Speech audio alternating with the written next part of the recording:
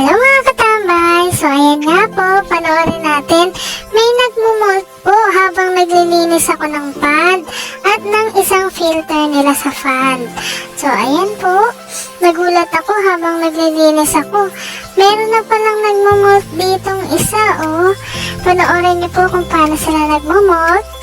And dahil daw po nag-aalala ko and first time ko ito, ayan, tinulungan ko siya magkaroon ng oxygen banda dito sa side na to kasi nga nililinis ko pa yung filter, tinanggal ko and ayun, nakala ko makakatulong kasi nag-alala talaga ako habang nagmumot sila.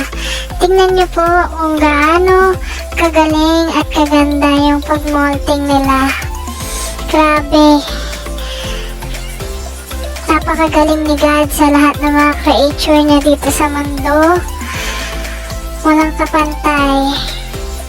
Nakaka-amaze. So, ayan po. Ayun! Nahiwalay na siya sa pinagbalitan niya. And, kung mapapansin niyo po, mahina pa po ang ating crayfish pag nag-molt po sila. Ayan po, inuusog ko lang po dyan yung mga hornwork. Ayan po, para makita niyo po ng mas maayos. Ayan po, hindi pa po talaga sila nakakalakad, nakakatayo.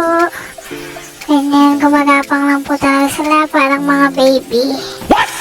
Ayan, hirap pa po sila kasi malambot pa po ang shell nila pag bagong mold. Ayan po.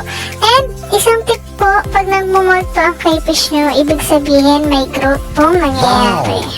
And itong hapon, after ko malinis yung filter at pan, ayan po, may nakita na naman akong isang crayfish natin ng nagmold. Sayang lang at hindi natin naabutan or nabidyohan agad yung pag-molt niya. Ayan yung mga bakas ng unang nag-molt na crayfish.